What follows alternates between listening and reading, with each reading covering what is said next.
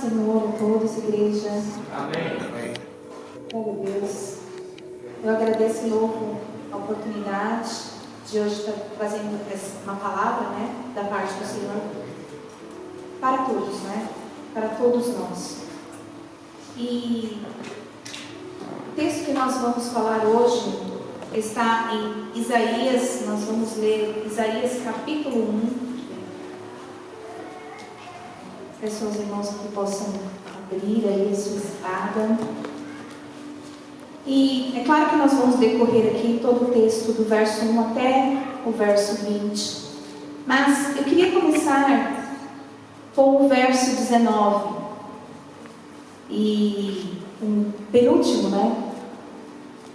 Mas eu creio que Deus irá ministrar os nossos corações. Vamos trazer o contexto de todo o capítulo.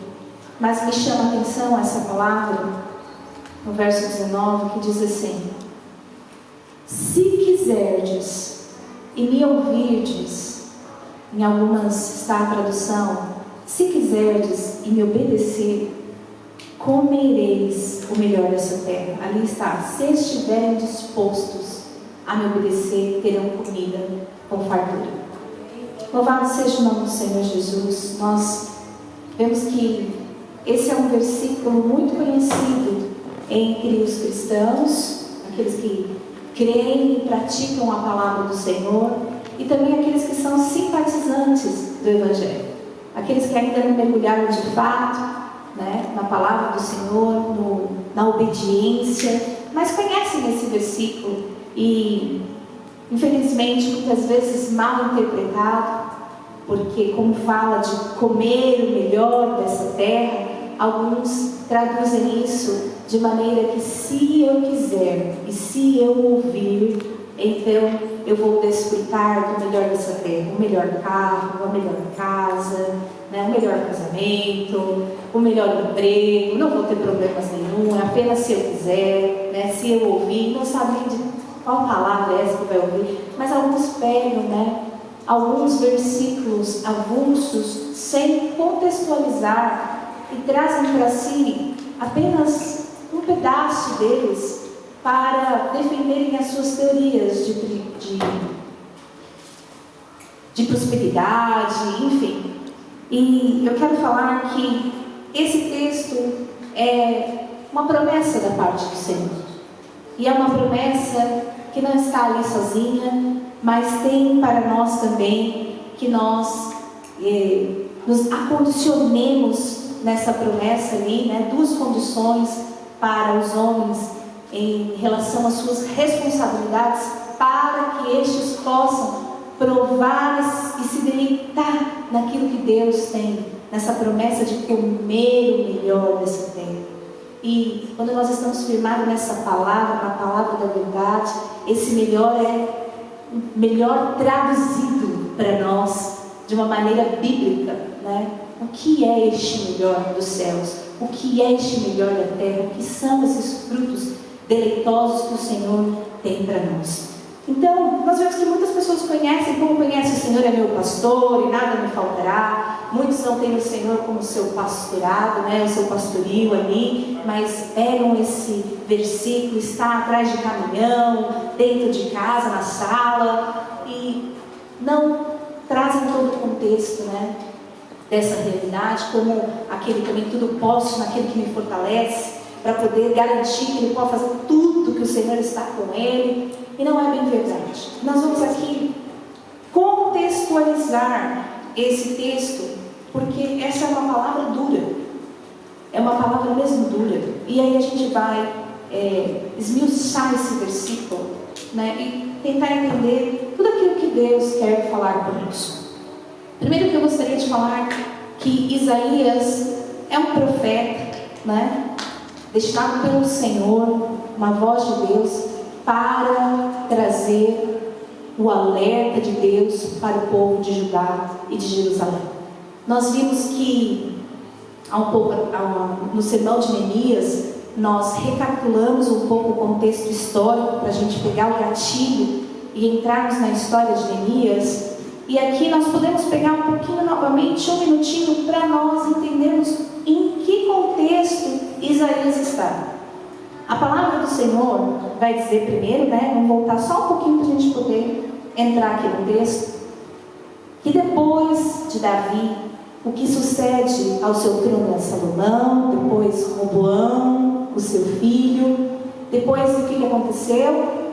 Os impostos ficaram muito, muito altos, a ponto de um líder chamado Jeroboão levantar ali, com essa questão dos impostos, e os reinos foram divididos no reino norte e divididos no reino sul. E nós vemos que no reino norte, os reis que lideraram ali foram reis que lideraram debaixo de impiedade, fora do comando da direção do Senhor, mas que no reino sul tiveram reis que realmente foram maus, mas alguns nós vimos que lideraram conforme a palavra do Senhor. Isaías está no contexto do reino sul, é um líder que profetiza sobre o reino sul, mas ele também mira para o reino norte e também traz um alerta para este reino, dizendo para que o povo pudesse se arrepender, porque viria então os assírios e exterminaria este reino se eles então não obedecessem e não entrassem na obediência ali da palavra do Senhor. E aqui está então Neemias, ele está entre os reis Uzias, Jotão, Acás, Ezequias, e a gente vê que se finaliza ali, não sabemos na verdade o verdadeiro fim ali de Isaías, mas dizem que foi o rei, o filho de Ezequias, Manassés, que acabou matando ali Isaías. Mas vamos nos ater aqui, amados, na visão que Isaías está trazendo ao povo. E essa não é uma mensagem para os de fora, não é uma mensagem para os que não estão na igreja, para o povo desapercebido, mas é uma mensagem bem direcionada. Isaías está trazendo uma exortação para o povo de Deus. Então recebemos essa exortação porque o Senhor quer trabalhar, quer nos alinhar, quer nos lixar, nos amoldar, para que nós possamos de fato ser um povo santo. Então o verso 1 vai dizer assim: visão de Isaías, filho de Amós, que ele teve a respeito de Judá e Jerusalém, nos dias de Uzias, Jotão, Acás e Ezequias, reis de Judá. Ouve, ó céus, e dá ouvido, ó terra, porque o Senhor é quem fala. Criei filhos e os engrandeci, mas eles estão revoltados contra mim. O boi conhece o seu possuidor, e o jumento o dono da sua manjedoura, mas Israel não tem conhecimento, e o meu povo não entende.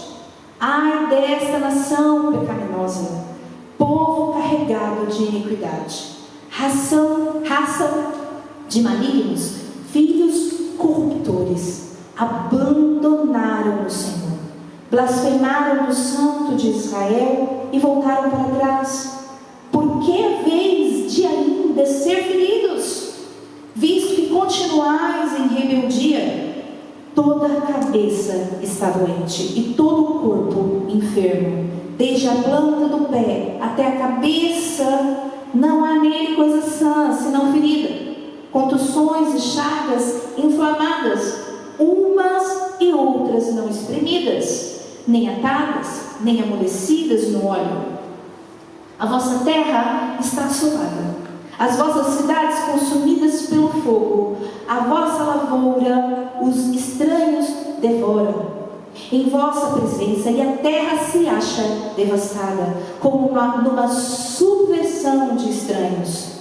A filha de Sião é deixada como choça na vinha, como palhoça no pepinal, como cidade sitiada. Se o Senhor dos Exércitos não nos tivesse deixado alguns sobreviventes, já nos teríamos tornado como Sodoma e semelhantes a Gomorra. Ouve a palavra do Senhor, vós, príncipes de Sodoma, e prestai ouvidos à lei do nosso Deus, vós, povo de Gomorra. de que me serve a mim a multidão dos vossos sacrifícios. Diz o Senhor: eu estou farto dos holocaustos de carneiro e da gordura de animais cevados, e não me agrada do sangue de novilhos, nem de cordeiros e nem de bodes. Quando vindes para comparecer perante mim, quem vos requereu o só pisar dos meus átrios? Não continueis a trazer ofertas vãs. O incenso é para mim abominação, e também as festas da lua nova, os sábados e a convocação da congregação. Não posso suportar a iniquidade associada ao ajuntamento solene. As vossas festas da lua nova e as vossas solenidades, a minha alma as aborrece. Já me são pesadas, eu estou cansado de as sofrer. Pelo que quando estendais as mãos, eu escondo de vós os olhos. Sim, quando multiplicai as vossas orações, eu não ouço, porque as vossas mãos estão cheias de sangue. E eu quero ler aqui 16, 17, que diz assim: lavai-vos, purificai-vos, tirai a maldade de vossos atos de diante dos meus olhos. Cessai de fazer o mal, aprendei a fazer o bem, atendei à justiça, repreendei ao opressor, defendei o direito do órfão e pleiteai a causa das viúvas. Até aqui nós vamos dar continuidade no convite da graça, porque esse é o cerne da mensagem. Mas, amados, eu quero falar que Isaías está exortando o povo de Deus. É uma exortação bem dura. Confesso que até eu fiquei estremecida diante dessa palavra, porque o povo estava se ajuntando para cultuar o Senhor. Aquilo permanecia, estava intacto, mas o Senhor vira para eles e fala assim: olha só, eu criei os filhos, eu os engrandeci, mas eles estão todos revoltados contra mim. E ele diz: o boi conhece o seu possuidor, e o jumento o dono da sua manjedoura, mas vós não me conheceis. O povo não conhecia aqueles a quem estava servindo, ou conhecia, aqui nós vamos ver, e estavam trilhando o caminho inverso. Então o Senhor está dizendo: olha, o boi conhece, os animais conhecem quem os apacenta, mas vós não conheceis, não conhecemos quem é o Senhor. E o Senhor desce o sarrafo. Gente, o Senhor desce a lenha no povo, dizendo: ó nação pecaminosa, povo carregado de iniquidade. Veja que o Senhor está dizendo que estes eram filhos de corruptos e que haviam abandonado o Senhor. Certamente eles conheciam o caminho, mas em certa altura desse caminho abandonaram e deixaram somente as práticas, e se afastaram do Senhor, continuando congregando nas reuniões solenes, continuando no ajuntamento, continuando no culto. Mas era algo tão superficial, que o Senhor falou: eu não compareço, eu não estou no meio disso. Então o Senhor fala para eles: por que eu vou ferir mais vós? Porque eu já estou cansado de os corrigir, visto que vocês continuam em rebeldia. Quando nós olhamos ali para o cenário dos reis, ali, um atrás do outro, rei muitas vezes praticando a idolatria, e o povo indo atrás da idolatria, o povo pecando a rodo contra o Senhor, mas não abandonavam as práticas religiosas. As práticas estavam intactas, mas o coração já estava totalmente apodrecido. O Senhor está falando: eu já me cansei de corrigir, já não tem lugar para corrigir aqui. Toda a cabeça está doente, todo o corpo já está enfermo, já não tem as chagas, já está tudo inflamada. O povo continuava a pecar contra o Senhor, de maneira que eles estavam colhendo as consequências. E as consequências, amados, nós não podemos ir longe, porque essa é uma mensagem viva, uma palavra viva para nós hoje. Qual é o cenário que nós estamos vendo da igreja? Qual é o cenário? Nós somos um povo só, nós somos uma igreja só. Então nós devemos sentir essa dor e esse impacto, porque pertencemos ao mesmo corpo. Algo está errado. Pertencemos ao mesmo corpo e estamos vendo o quê? A nossa terra assolada. Se nós somos sal dessa terra, em que lugar nós estamos vendo esse sabor todo? Se nós estamos vendo tudo assolado, uma destruição total, uma coisa atrás da outra. A gente está vendo que a vossa terra está assolada, as vossas cidades consumidas pelo fogo, as vossas lavouras, os estranhos devoraram na vossa presença. Os inimigos estão entrando, eles estão ganhando espaço, e a gente está vendo todo esse cenário. E como é que a igreja tem respondido a isso? O Senhor está falando, está assim, verdade, porque o povo me abandonou, e o povo continua a praticar a sua iniquidade, e não está longe, o povo ainda continua nos cultos. Então o Senhor continua essa exortação, dizendo, de que me serve os vossos sacrifícios? De que me serve a reunião dos sábados e dos domingos? De que me serve tanto jejum, tanta oração? Eu não me agrado de carneiro, nem de bode, nem de gordura, e nem do sangue desses animais. O que o Senhor quer de nós é um povo santo. Como Tássio diz, já estamos de boca mole de falar. Quando nós olhamos para Caim e para Abel prepara das primícias ali o seu sacrifício, e a gordura destes, ele tira. Esse sacrifício é uma renúncia à vida dele, é um custo de sangue, é um custo de obediência. E depois Caim pega o fruto da terra. E o Senhor queria o quê? Eu queria algum fruto? Eu queria o sangue do carneiro? Não, o Senhor recebe sim a vida do ofertante. Depois da sua oferta, estamos sempre ouvindo isso. E o Senhor está falando de que Ele serve tanto sacrifício, que tanto que vem, que tanto que o povo, quando a gente olha, o povo que cultua na segunda, que vai na quarta, que vai na sexta, que está nos grupos, que está na oração, que está no jejum, e que a vida não condiz com a prática religiosa. Ele está dizendo assim, quando vindes para comparecer perante mim, quem que te chamou, quem vos requereu entrar nos átrios? Não fomos nós que saímos da nossa casa e viemos aqui. Quem vos requereu, quem vos pediu? Se fomos nós, devemos portar conforme a palavra do Senhor. Então ele continua a falar, não, continueis a trazer as vossas ofertas. Parem de trazer as vossas ofertas.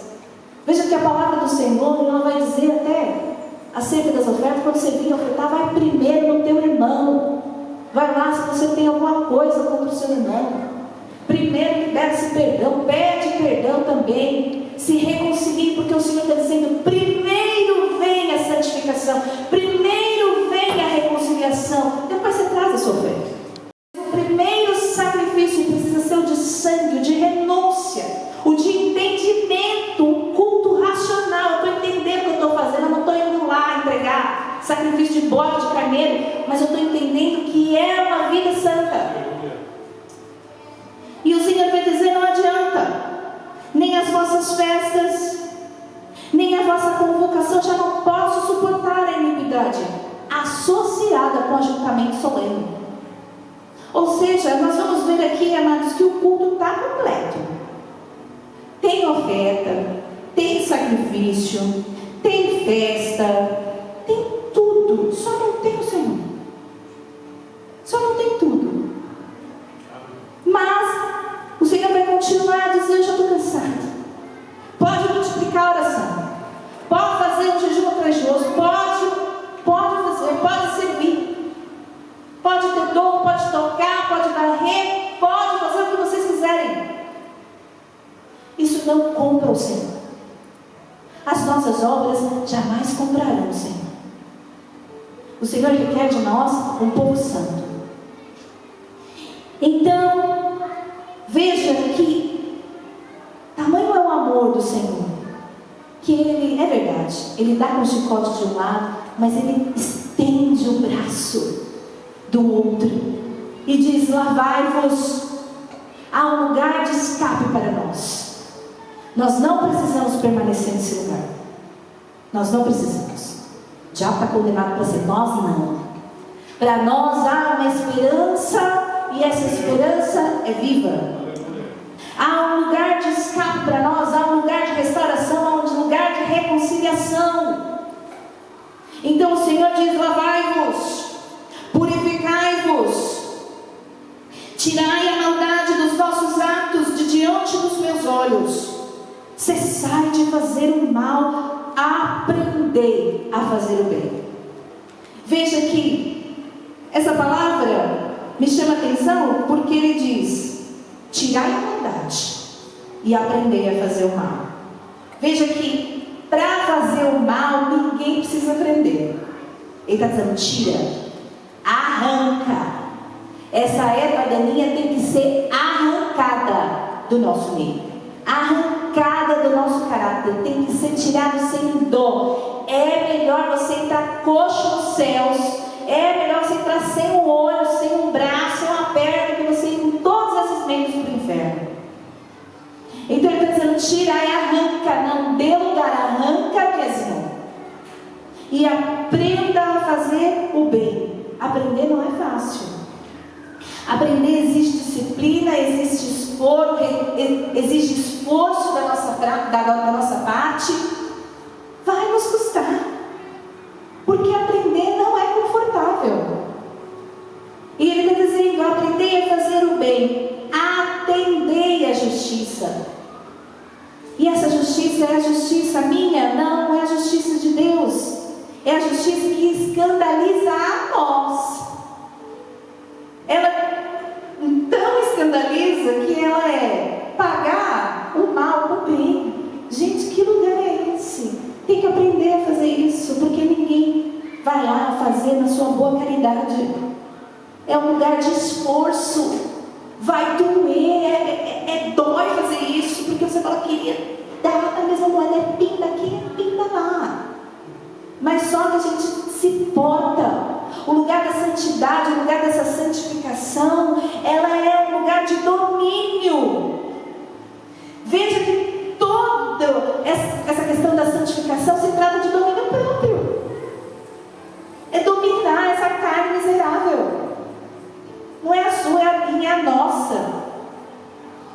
Está dizendo: atender a justiça. Gente, que justiça é essa? Que eu mais dou e aí eu mais recebo. E é dar e vai e recebe. Assim, é tudo o contrário. É o contrário.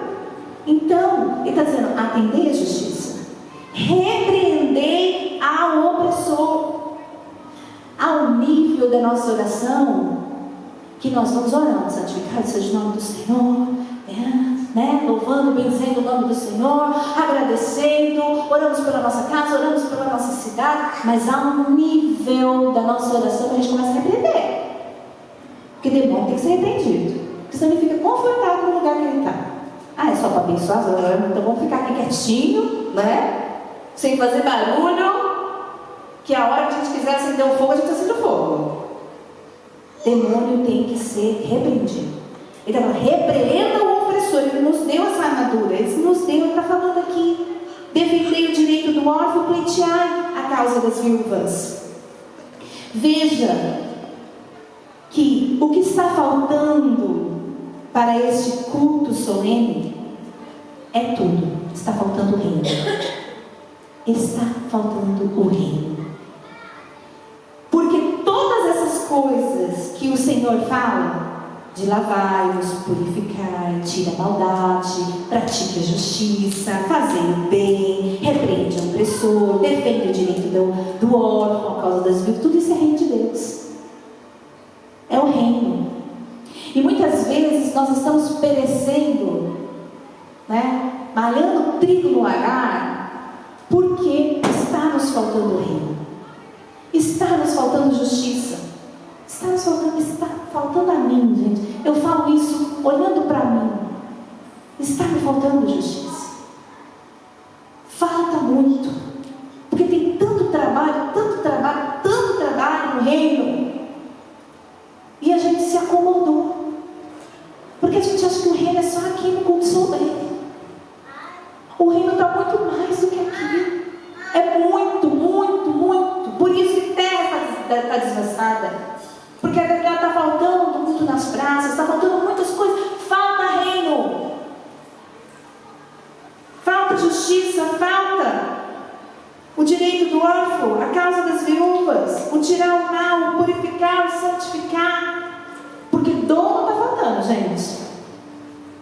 Dom, serviço não está faltando. O que a gente que sabe cantar, que sabe fazer, que sabe pregar, não está faltando. Mas está faltando o reino.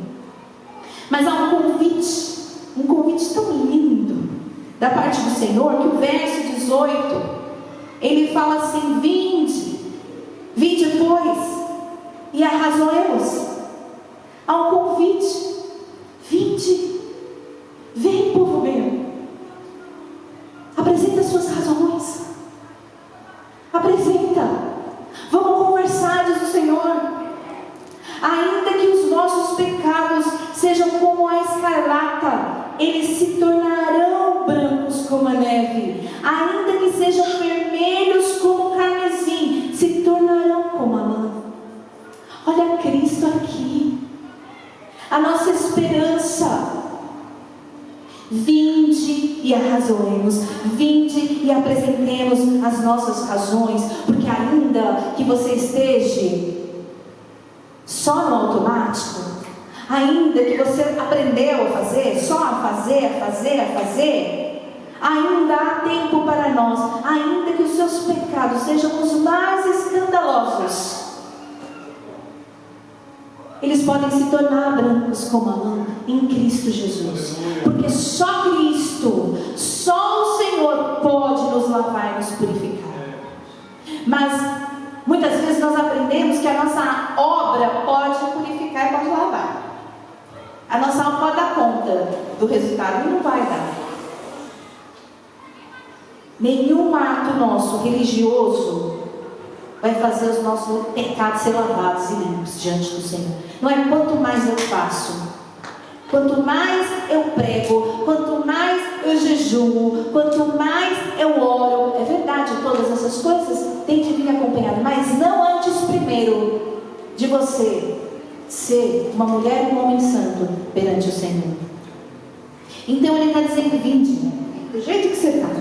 Você está cultuando? Há quanto tempo que você está cultuando dessa forma? Um pecado que já está cauterizado, o Senhor já está cansado de bater em nós, de falar. Quanto tempo que a gente está, que já cauterizou? Mas ele está dizendo: vinde, porque ainda há tempo. E ele diz: se quiserdes e me ouvirdes. Em algumas linguagens vai estar: se quiserdes e me obedecerdes, se vocês me obedecerem, comereis o melhor dessa terra. Mas se recusardes e fordes rebeldes, serei devorados à espada, porque a boca do Senhor disse. E eu quero me atentar a esse: se quiserdes, me ouvir e me obedecer. Veja que aqui tem um banquete, aqui tem uma mesa posta, e essa mesa tem os frutos maravilhosos do Senhor. Tem um banquete, está servido. E o Senhor está dizendo: vinde, vinde. É um convite. E depois ele vai dizer: vamos ter um relacionamento, vamos conversar. Não tem monólogo com o Senhor. É um relacionamento onde ele fala e nós falamos também. Porque ele está falando: se você quiser. Veja a cordialidade de Deus. Ele morde. Ele é tão cordial que ele fala: vinde, está chamando, nós para uma mesa, para um bate-papo. Ele está falando: vem que só eu vou falar. Arrazoemos. Apresenta, fala, mulher. Quais são as nossas queixas? O que é? Qual é essa conversa que a gente tem que ter? Só que antes desse servir do melhor da terra e tudo mais, ele está falando: se quiserdes. Veja que o Senhor não empurra ninguém para entrar na porta. Ele vai para você poder entrar na porta e percorrer o caminho. É se você quiser. É como ele disse aqui, não é? Quando ele diz assim: quando vindes para comparecer perante mim, quem vos requereu? Quem vos requereu? Se nós. O que é que nos movimenta? É o querer. Eu quero. Tudo bem, pode ter outras coisas. Se eu não consigo, tá assim, tá difícil, mas o primeiro passo é dizer: eu quero. Eu quero. Então, ele está dizendo: então vem. Agora, se você quer, aqui sou eu que mando. Aqui sou eu que sou o rei. Sou eu que governo.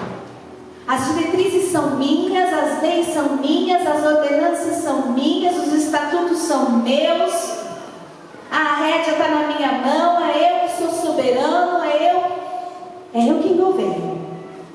Então, se você quiser, você vem, você entra pela porta, você começa a percorrer esse caminho, olhando para você, vem da sua nudez, reconhecendo seus pecados, as suas miserabilidades, reconhecendo sua fragilidade. Arrazoemos, apresentemos a Ele quais são as nossas debilidades, o que é que tem nos dificultado, o que é que tem sido um desafio para nós.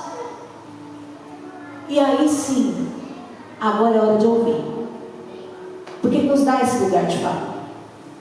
Jesus deu esse lugar de fala. Falou: o que é que você quer, homem? Ele nos dá esse lugar, não é um monólogo. Então nós vamos apresentar e vamos falar, e depois a gente vai ficar quieto para ouvir. E quando ele começa a falar, amados, nós precisamos decidir também se a gente quer ouvir. Quer ficar para ouvir? Porque a conversa dele é uma só. Então ele vai falando ali acerca da sua palavra, e nós temos que estar dispostos a ouvir. Dispostos, atentos. E esse lugar de ouvir é um lugar de honra. É um lugar que eu reconheço o que ele está falando, a autoridade daquele que está falando, por isso eu me silencio e deixo ele falar. E deixo ele apresentar as suas ordenanças, as suas regras, as suas leis, porque sabe ele como é que funciona todas as coisas, e ele é soberano, Deus da eternidade, conhece amanhã o buraco que vai estar na frente, o que não, a pedra, a montanha. Então, por isso, nós podemos saber que este é um Deus confiável. Veja que há uma condição para você desfrutar dessa mesa, e essa condição é ouvir.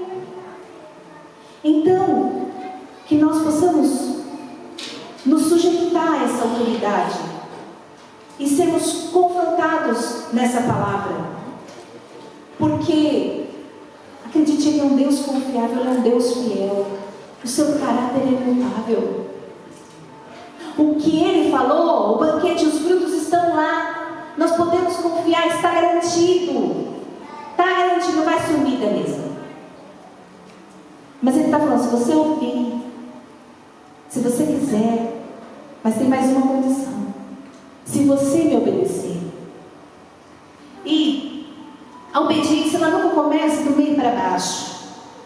A obediência sempre tem, se nós honramos aquele que é autoridade. Porque se nós só obedecer por obedecer, é como se não tivesse princípio nenhum, sabe?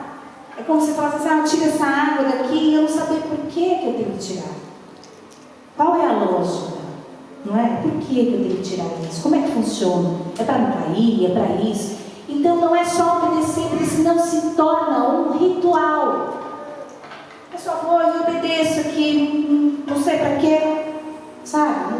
Mas quando nós ouvimos e conhecemos o Senhor e nos deleitamos e sabemos quem Ele é, o seu caráter, quando nós reconhecemos a sua autoridade, a sua soberania, quando nós estamos atentos a Ele, quando nós somos confrontados por essa palavra, quando nós tivemos ali esse momento de relacionamento, essa mesa, essa comunhão, esse lugar que Ele nos oferece, esse diálogo, e estamos dispostos agora a obedecer, entendendo que os seus princípios são santos, porque o seu caráter é santo. Agora tem uma razão por que eu vou obedecê-lo. Agora tem uma razão, porque Ele é santo, porque Ele é fiel, porque Ele conhece todas as coisas. Então, eu agora estou no princípio daquela situação. Não está só por obedecer, obedece aí sem saber o que é. Só não senta aí, por favor, você não sabe que a cadeira está quebrada. Ele não é esse Deus, um Deus ranzinzo. Ele quer nos apresentar, quer nos conhecer, eu te conheço, né? E assim é esse relacionamento.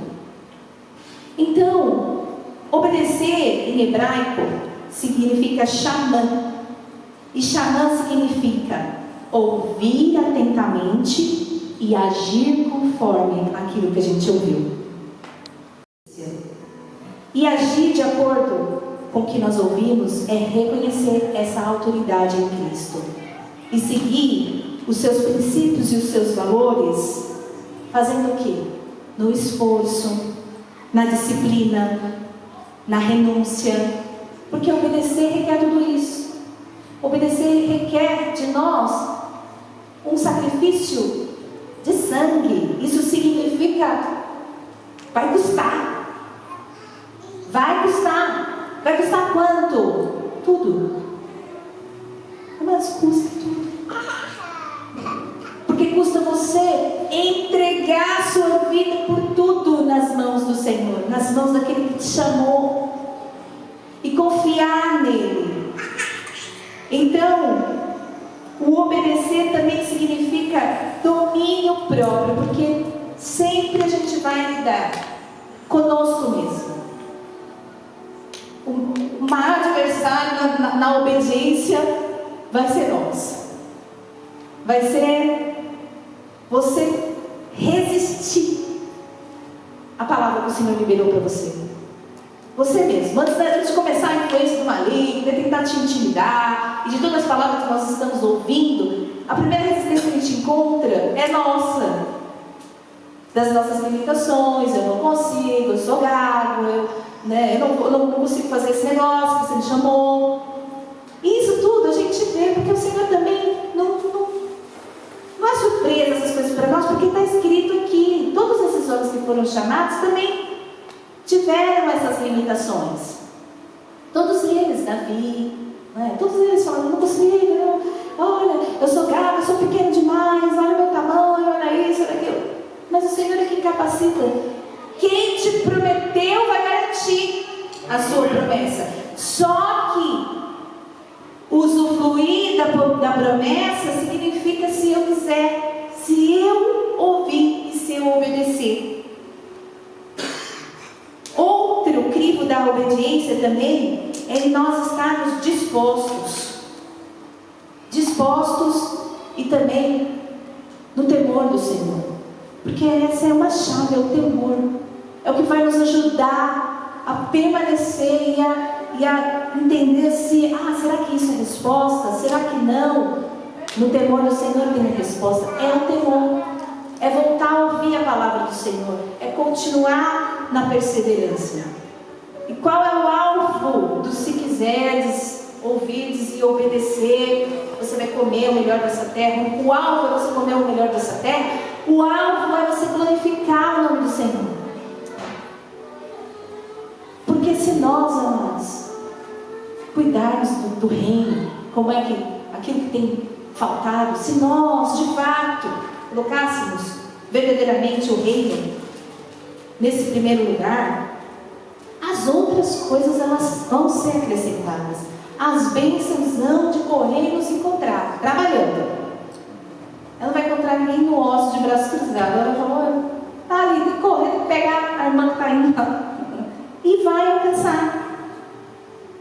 E quais são os benefícios daquele que promete? É eterno, os frutos que ele tem, não, o banquete que ele tem, ele coloca e tira, não, gente. A gente usufrui mesmo. Agora, quando a gente vê, né, as promessas frajutas aí, de homens, do governo, do sistema, que te coloca lá, né, que se você obedecer, talvez você coma, talvez vai dar, talvez não vai dar. Isso daí são benefícios que pode ou não pode, mas do Senhor não. Ele garante. Se nós formos obedientes, nós vamos desfrutar.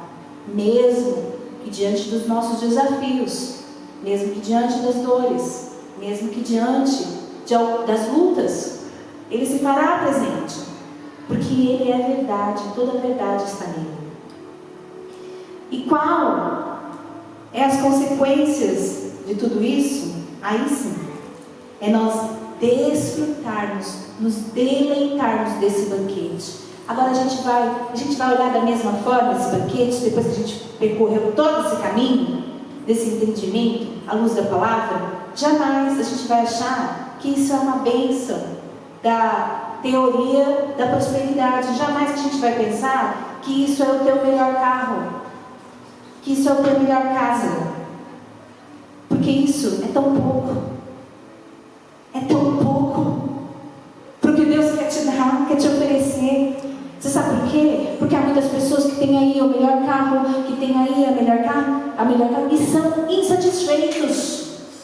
Estão insatisfeitos. Ainda não conseguiram usufruir da plenitude da bênção, encontrar satisfação nessas coisas. Gente, que é melhor? Eu não estou dizendo que os irmãos não possam desejar, né, ter os seus melhores. Mas, gente, sempre eu tenho um carro, eu falo, Senhor, não precisa ser, né, um melhor carro. Pode não me dar o trabalho, é o melhor carro. Gente, eu não me importo de andar no Fusca, desde que não fique me deixando na rua. Então, há pessoas que pensam que é o melhor. E o melhor é ser provido. Aleluia. É ser provido. Porque às vezes você pode ter a melhor coisa e aquilo não trazer para você uma satisfação plena e verdadeira. Né? A melhor casa. Às vezes você está no melhor país, no melhor lugar, na melhor cidade. Na visão daquele que acha que é o melhor, não é o melhor. Porque às vezes você fala, não é daqui que eu queria estar. Não é daqui. Essa casa é tão linda, que lugar tão belo, mas eu preferi outro lugar. Então não é isso, não é sobre isso, mas sobre desfrutar da vontade perfeita do Senhor, porque Ele sabe como nos satisfazer. Ele sabe que é essa plenitude da satisfação. Então, que nós possamos, amar, de fato, querer, estar dispostos, ouvirmos, porque a fé, tudo isso que vai te dar o combustível para você caminhar, não é uma purpurina que cai, né? Vem fé, mais fé. Se nós não lermos a palavra, como é que essa fé é crescida? Se a palavra do Senhor diz que é por meio de ler a palavra que vai vir a fé. Então não vai ter outra verdade acima dessa verdade. Então que nós possamos ouvir atentamente e obedecer. Às vezes essa obediência, né, são coisas tão pequenas, mas que o Senhor pediu para você. Às vezes Ele pediu para você, mas não pediu para mim, mas pediu para você. Isso. Então que nós possamos estar atentos, porque às vezes também tem coisas específicas. É claro que tem a palavra do Senhor, que é aquela que vai, né, nos trazer uma direção como um todo, como corpo, como igreja, como indivíduos específicos. Mas tem coisa que Deus pediu para você. Não foi assim na vida de alguns homens aqui? Tem coisas que Ele pediu para eles. O que era? Era a obediência.